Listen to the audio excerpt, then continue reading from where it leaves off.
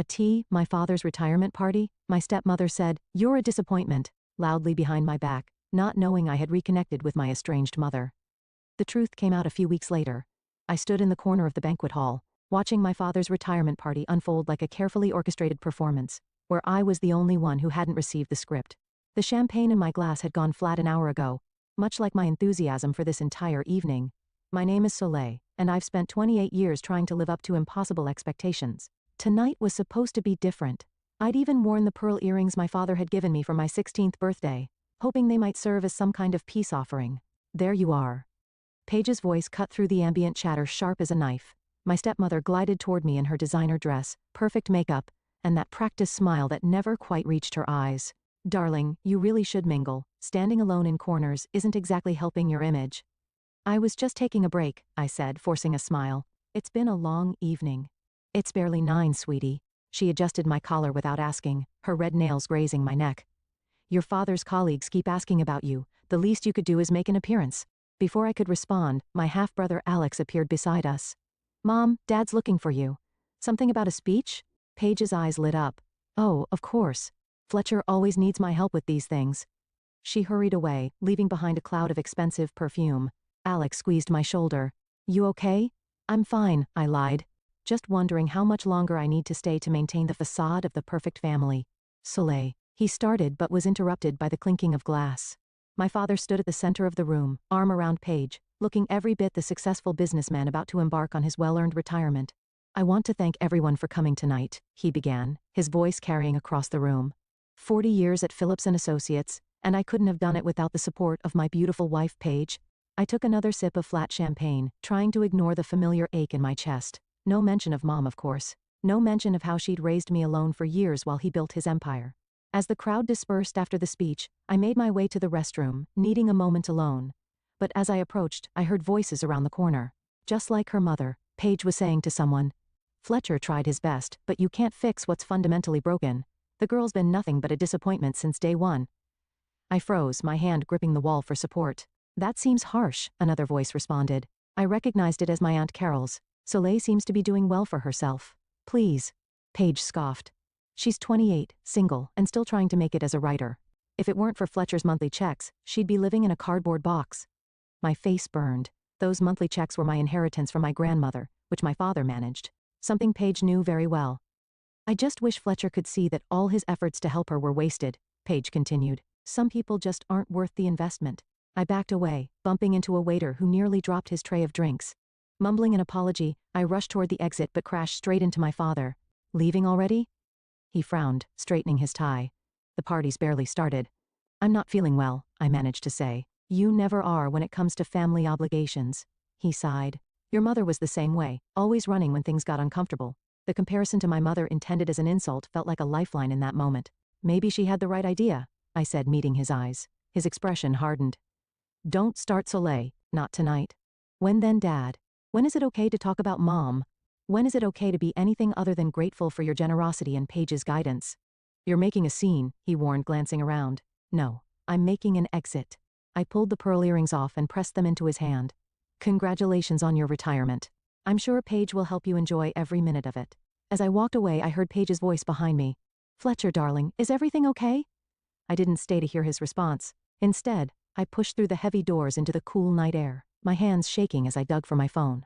I scrolled through my contacts until I found the number I'd been avoiding for years. "Mom," my voice cracked as she answered. "I think it's time we talked." 2 days after the retirement party disaster, I sat across from my mother at a quiet cafe, studying the face I hadn't seen in person for 15 years. Melina looked different from my memories, her dark hair now streaked with silver, laugh lines around her eyes deeper, but her smile was exactly as I remembered. "I can't believe you're actually here," she said, wrapping her hands around her coffee mug. "I've driven past your apartment so many times wanting to knock. Why didn't you?" The question came out sharper than I intended. "Because I promised your father I wouldn't interfere." She reached into her bag and pulled out a thick envelope. "But I think it's time you knew the truth." "What's that?" "Letters. Dozens of them. I wrote to you every week for the 1 stone year after I left." She pushed the envelope across the table.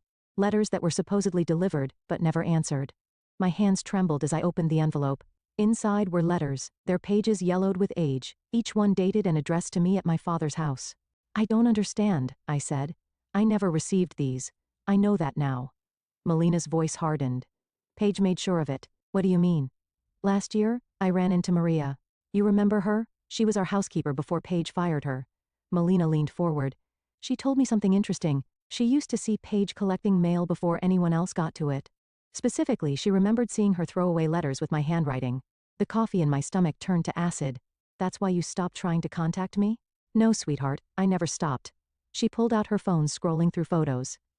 Here's your graduation announcement, your first published article, that writing award you won last year. I followed everything you've done. How? Your cousin, Natalia. She's kept me updated, sent me pictures. She paused. I know I should have tried harder to reach you directly, but Paige had convinced your father that I was unstable. That contact with me would be harmful to you. Dad believed her, I whispered, though I already knew the answer. Of course he had. He'd believed everything Paige ever said about me, about Mom, about anyone who threatened her perfect family narrative. Paige is very good at what she does, Melina said carefully. She started planting seeds of doubt long before I left, suggesting I was depressed, unstable, potentially dangerous. When I finally confronted her about it, she gave me an ultimatum. What kind of ultimatum? Leave voluntarily, or she'd make sure I lost custody completely. She had evidence, fabricated of course, of my unstable behavior, witnesses willing to testify, your father's money behind her. Melina's eyes filled with tears. I thought if I left quietly I could fight it from outside, prove myself stable and responsible. I never imagined she'd manage to cut off all contact. My phone buzzed. A text from Alex. Where are you? Dad's freaking out about the earrings thing. I ignored it. Why are you telling me this now? Because you're ready to hear it, and because I have proof. She pulled out another envelope, this one containing what looked like legal documents. Your Uncle Sylvester, he's a lawyer now. He helped me gather evidence. Bank records showing payments to false witnesses. Emails between Paige and her friends coordinating their stories. Even a confession from one of them who felt guilty after all these years. I stared at the documents, my vision blurring. All this time, all these years of thinking you abandoned me. I know, baby. I'm so sorry. She reached across the table, taking my hand. I should have fought harder. No, I said, squeezing her hand. You did fight. Paige just made sure we never knew about it. My phone buzzed again. This time it was Paige. Your father is very disappointed in your behavior. Call him immediately. A cold clarity settled over me. Mom, I need your help with something, anything. These letters, the evidence, would you be willing to share them? All of it? She studied my face. What are you thinking? I'm thinking it's time everyone knew the truth about Paige. Not just what she did to you, but everything. The manipulation, the lies, all of it. I straightened in my chair, but I need to be smart about it. Strategic, you sound like your uncle. She smiled. He always says timing is everything in cases like this. Then let's talk to him. I stood up, gathering the letters and documents. I'm done letting Paige write our family's story. As we left the cafe, my phone buzzed one final time. A message from Natalia. Heard you finally met with Aunt Melina. Ready to raise some hell, cousin? For the first time in days I smiled. Hell wasn't just about to be raised. It was about to be orchestrated. Uncle Sylvester's office smelled like leather and coffee, and the wall of law books behind his desk made the perfect backdrop for our impromptu war council. Natalia perched on the edge of his desk while Mom and I sat in the visitors' chairs spreading out our evidence. This is quite the collection, Sylvester said, adjusting his reading glasses, bank statements, emails, witness statements. Paige wasn't as careful as she thought. People like her never are, Natalia chimed in. They get cocky. I picked up one of Mom's old letters. It's paper thin with age. I want to confront Dad with this. Today. Whoa, slow down. Sylvester held up his hand. Timing is crucial here. Your father's been under Paige's influence for decades. If we don't handle this right, he'll dismiss everything as a fabrication. The door opened, and Alex stepped in, making everyone jump. Sorry I'm late, he said, closing the door behind him. Had to make sure Mom didn't follow me. Alex? I stood up. What are you doing here? Natalia called me. He shrugged, looking uncomfortable in his suit and tie. Said it was time to pick a side. Natalia grinned. Told you he wasn't as blind as he pretends to be. Alex walked over to the desk, picking up one of the documents. I've suspected something was off for years. The way Paige, always controlled the narrative. The way she'd intercept mail and screen calls. He looked at me. Remember when your college acceptance letters mysteriously got lost in the mail? That was her. Found them in her desk drawer while looking for stamps. He sat down heavily. I should have told you then, but she's your mother, I finished. I get it. She's also a manipulative liar who destroyed my sister's relationship with her mother, he said firmly. That matters more. Sylvester cleared his throat. Alex's involvement changes things. We now have an inside perspective that could be crucial. More than that, Alex added. I have access to her computer. She's not as tech-savvy as she thinks. Found some interesting emails between her and her friend Sandra about their story alignment regarding Melina's departure. Mom's hands trembled as she reached for her coffee. Sandra was one of the witnesses who claimed I was unstable. Got those emails right here. Alex pulled out a USB drive along with some interesting financial records I found while helping Dad with tax preparation. Sylvester plugged in the drive, scanning the contents. This is excellent, but we still need to be strategic about the reveal. Dad's hosting a family dinner next weekend, Alex said, celebrating his first week of retirement. Everyone will be there. Natalia's eyes lit up. Perfect timing. Public enough to prevent a cover-up, private enough to maintain dignity. I don't care about dignity, I snapped. I care about justice. Justice without strategy is just revenge, Sylvester said quietly, and revenge has a way of backfiring. My phone buzzed. Another message from Paige. Family dinner next Saturday. Wear something appropriate. We need to discuss your recent behavior. She's planning something too, I said, showing them the message. She won't let the retirement party incident go unanswered. Then we'll be ready, Mom said, her voice stronger than I'd heard it all day. All of us. I should head back. Alex stood up. Dad's expecting me for lunch, but first he pulled out his phone, scrolling through photos until he found what he wanted. Remember that antique box Paige keeps in her closet? The one no one's allowed to touch? We gathered around his phone. The photo showed a collection of letters, cards, and what looked like birthday checks, all addressed to me. There's more. He swiped to another photo. College fund statements. Looks like Grandma left you way more than what Dad's been giving you monthly. The room went silent. Even Natalia looked shocked. That's theft, Sylvester said finally. Clear and documented theft. I gripped the edge of the desk, my knuckles white. All these years of her calling me a financial burden. While she was literally stealing your inheritance, Natalia finished. That's going to play really well at dinner. Alex headed for the door, pausing with his hand on the knob. Sis? For what it's worth, I'm sorry it took me so long to step up. You're here now, I said. That's what matters. After he left, Sylvester began organizing the documents into folders. 1 week to prepare. We'll need every minute. What do we do first? I asked. First, he smiled grimly. We make copies, lots of copies. Then we plan exactly how this story is going to unfold. I looked at the evidence spread across his desk. Years of lies and manipulation reduced to paper and pixels. Paige always said I was just like my mother. You are, Natalia grinned. You're both fighters, and this time you're fighting back together. The day before the family dinner, I met Dad for coffee at his request. He chose the same cafe where I'd reunited with Mom, though he didn't know that. He was already there when I arrived, looking oddly diminished without his usual business suit. You're late, he said, pushing a cappuccino toward me. Traffic. I sat down, noting the dark circles under his eyes. You wanted to talk? Paige is worried about you. He stirred his coffee unnecessarily. She says you've been avoiding her calls. I've been busy. Too busy to return any of my calls either? He leaned forward. What's going on with you lately, Soleil? First the scene at my retirement party, now this distance. Maybe I'm just tired of pretending, I said, watching his reaction carefully. Of acting like everything's fine when it's not. He frowned. What's that supposed to mean? Did you ever wonder why Mom really left? His face hardened. We're not discussing your mother. Why not? Because Paige said so? I pulled out one of Mom's old letters. Not the original, but a copy. Did you know about these? He stared at the letter, recognition flickering across his face. Where did you get that? From Mom. There are dozens more letters she wrote to me that I never received. Wanna guess why? Your mother abandoned us, he said, but his voice lacked its usual conviction. She was unstable. According to who? Paige? Her carefully coached friends? I pulled out another document, a bank statement showing payments to Sandra. Did you know your wife was paying people to lie about Mom's mental state? He grabbed the paper, scanning it with widening eyes. This could be fake. It's not, and there's more, so much more, Dad. I leaned forward, including proof that Paige has been stealing from my inheritance. The color drained from his face. What? Ask her about the antique box in her closet. Ask her about Grandma's college fund.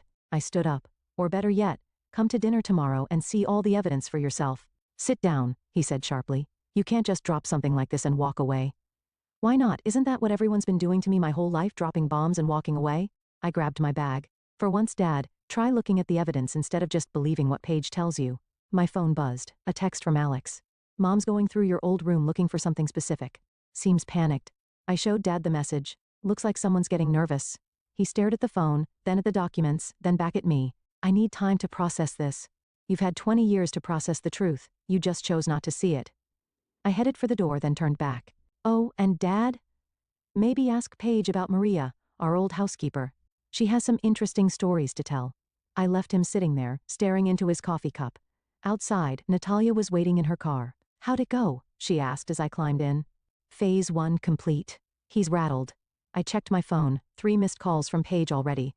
Alex says she's searching my old room, probably looking for anything she might have missed. Any evidence she didn't destroy. Natalia pulled into traffic. Uncle Sylvester's got Maria ready to go for tomorrow. She'll be there right after the main course. Perfect timing for dessert, I said grimly. How's Mom holding up? Nervous but ready. She and Sylvester are finalizing everything now. She glanced at me. You sure you want to go through with this? It's going to get ugly. It's been ugly for years. At least now it'll be honest. My phone buzzed again, this time a text from Dad. We need to talk more about this. Soon. He's cracking, Natalia observed. Paige must be losing her mind right now, watching her perfect world unravel. We pulled up to my apartment, but I didn't get out immediately. What if we're wrong? What if this backfires? Then we'll deal with it. Natalia squeezed my hand. But we're not wrong. Alex has the proof. Maria has the testimony. Mom has the letters. And you? She smiled.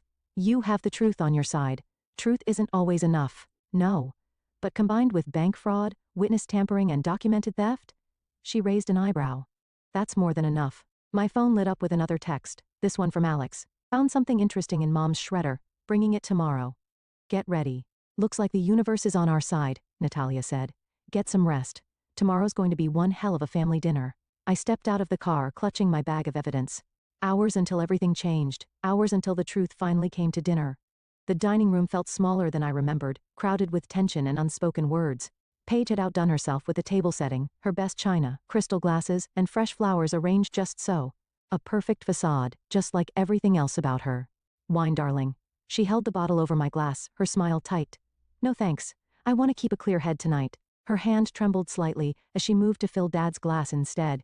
He hadn't looked directly at anyone since we'd arrived, focusing intently on his water glass as if it held the secrets of the universe. Alex sat across from me picking at his salad. Next to him, Natalia chatted cheerfully about nothing important, playing her part perfectly. Uncle Sylvester had texted that he was running late, all according to plan. So Soleil. Paige set down the wine bottle with a little too much force. I heard you've been meeting with some interesting people lately. Have you been having me followed? I speared a cherry tomato. Don't be dramatic. I have friends who care about this family's well-being. Friends like Sandra? I watched her face carefully. How is she, by the way? Still doing well after those generous deposits you made to her account years ago? The clatter of Dad's fork against his plate echoed through the room. I don't know what you're talking about, Paige said smoothly, but her knuckles were white around her napkin. Really? That's interesting because the doorbell rang. I'll get it. Alex jumped up before Paige could move. Moments later, Maria walked in, followed by Uncle Sylvester. Our former housekeeper looked exactly as I remembered. Short, sturdy, with kind eyes that had seen too much. What is she doing here? Paige stood up so quickly her chair scraped against the floor. Maria, Dad said softly, finally looking up. It's been a long time. Too long, Mr. Phillips. Maria clutched her handbag. I have something to say. This is a private family dinner, Paige snapped. You need to leave. Actually, Sylvester stepped forward. Maria is here as a witness. She has some very interesting things to share about her time working in this house. Witness? Paige laughed, but it sounded hollow. This is ridiculous. Fletcher, do something. Dad didn't move. Let her speak. Maria took a deep breath. I saw you, Mrs. Phillips. Every morning for years going through the mail before anyone else woke up. Taking letters addressed to Soleil. Burning them in the garden. That's absurd. Paige sputtered. Fletcher, you can't believe. I kept one. Maria continued opening her bag. Just one because the envelope was so pretty with pressed flowers drawn on it. I felt guilty for years about not giving it to Soleil, but I was afraid of losing my job. She pulled out a faded envelope. It's a birthday card from her mother. The room went silent. Dad reached for the envelope with shaking hands. While we're sharing, Alex stood up pulling papers from his jacket. I found these in the shredder last night. Didn't have time to piece them all together, but the bank letterhead is pretty clear. Something about a trust fund. You went through my private papers? Paige's voice rose an octave. Like you went through my room yesterday? I countered. Looking for evidence you might have missed? I don't have to listen to this. Paige pushed back from the table. Fletcher, we're leaving. Sit down, Paige. Dad's voice was quiet but firm. I want to hear the rest. The rest? She laughed hysterically. There is no rest. This is obviously a coordinated attack on me, on our family. Our family. I stood up slowly. You mean the family you created by destroying mine? By paying people to lie about my mother? By stealing my inheritance? Everything I did was for this family. No. a new voice said from the doorway. Everything you did was for yourself. Mom stood there looking elegant and composed with more documents in her hands. Paige's face went from red to white. You can't be here. The restraining order? Expired 15 years ago, Sylvester cut in, and was based on false testimony anyway, as Sandra recently admitted in a sworn statement. Sandra would never. She did, I interrupted. Turns out guilt catches up with people eventually, just like karma. Fletcher. Paige turned to my father, her voice desperate. You can't believe these lies. After everything we've built. Built on what, Paige? He finally met her eyes. On manipulation, theft, destroying evidence? He held up the birthday card from Mom. On keeping a child from her mother? The perfect facade finally cracked. Paige's face contorted with rage as she grabbed her wine glass and hurled it against the wall, red liquid streaming down the expensive wallpaper like blood. You want the truth? She screamed. Fine, let's tell the truth, all of it. Alex caught my eye and nodded slightly. Everything was falling into place, exactly as planned. The real show was about to begin. The truth? Paige paced the dining room like a caged animal. The truth is, I saved this family. Your precious Melina was weak, pathetic, always crying about her art and her dreams, while Fletcher worked himself to death. That's not true. Mom stepped fully into the room. I supported Fletcher's career. I raised our daughter while he built his business. You were holding him back. Paige whirled around. I saw his potential. I knew what he could become with the right guidance. You mean with the right manipulation? I said. Tell them about Sandra Paige. Tell them how you orchestrated the whole thing. She laughed high and brittle. Sandra was easy. They were all easy. A few $1,000 here, a promised promotion there. People will say anything if you make it worth their while. Dad's face had gone ashen. You paid people to lie about Melina's mental state? I created a narrative that would hold up in court, Paige snapped. One that would let you focus on your career without her emotional baggage dragging you down. And the letters? I pressed. The inheritance? You want to talk about money? She stormed over to the sideboard, yanking open a drawer. Fine. Here are your precious trust fund statements. Yes, I redirected some of it. Someone had to manage your grandmother's ridiculous generosity. Alex picked up one of the statements. Mom, this is fraud. It's family financial management. She turned to Dad. Everything I did, every single thing was to protect what we built. This house, your career, our reputation, I crafted it all. By destroying evidence? Sylvester stepped forward. By intercepting mail? That's a federal offense, Paige. Oh please, a few birthday cards, some tearful letters. I was protecting Soleil from her mother's instability. No. Mom's voice cut through the room like steel. You were protecting yourself. Maria, show them. Maria pulled out a small notebook. I kept a diary of everything I saw. Dates, times, what Mrs. Phillips did with the mail, who came to the house when Mr. Phillips was away. You spied on me. Paige's voice shook. You were nothing but a servant. I was a witness, Maria said quietly, and I saw how you planned it all, step by step. The fake witnesses, the concerned phone calls to Mr. Phillips about his wife's behavior, the way you isolated Miss Melina from her friends. It wasn't just Mom, was it? I stepped closer to Paige. Tell them about my college acceptance letters, about the job offers you intercepted. You weren't ready. She grabbed the edge of the sideboard. You're still not ready. Just like your mother, always wanting more than you deserve. Deserve? Dad stood up slowly. What my daughter deserves is her inheritance. What she deserved was a relationship with her mother. What she deserved was the truth. The truth? Paige laughed again, but tears were streaming down her face now. The truth is, I made you successful. I made this family what it is without me. Without you, Alex interrupted. We might have been an actual family instead of this performance. You ungrateful. She lunged for the documents in his hands, but Sylvester stepped between them. I wouldn't, he said calmly. These are copies anyway. The originals are safe with my office along with Sandra's sworn statement, Maria's diary entries, and evidence of your financial fraud. You can't prove anything. Actually, Alex pulled out his phone. We can. I recorded everything you just said about paying witnesses, redirecting funds, destroying mail. That's quite a confession, Mom. The fight seemed to drain out of her all at once. She sank into a chair, mascara running down her cheeks. Fletcher, please. Everything I did was for us. Dad walked over to Mom, taking her hand. No, Paige. Everything you did was for yourself. And now? Now you're going to face the consequences. What are you going to do? She looked around wildly. Turn me in? Destroy our family's reputation? The reputation you built on lies? I picked up one of Mom's old letters. I think the truth will be refreshing. You'll regret this, she hissed. All of you. The only regret, Dad said quietly, is that I didn't see through you sooner. He turned to Sylvester. What do we do now? Now. My uncle smiled grimly. We take all of this to the authorities. Mail fraud, witness tampering, financial theft. The police will be very interested. Paige stood up shakily. I want my lawyer. Good idea. Sylvester nodded. You're going to need one. As if on cue, the doorbell rang again. This time when Alex opened it, 2 police officers stepped into the foyer. Perfect timing, Natalia murmured, pulling out her phone to record what happened next. I watched as Paige's carefully constructed world crumbled around her piece by perfect piece. The truth, as they say, will set you free. But first, it might just destroy everything you thought you knew. The police station's fluorescent lights cast harsh shadows across everyone's faces as we gave our statements.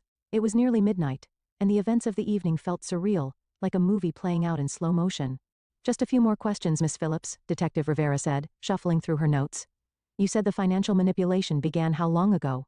At least 20 years, I replied, watching through the window as Paige sat in another room, her lawyer whispering urgently in her ear. But we only discovered the full extent recently. And the witness tampering?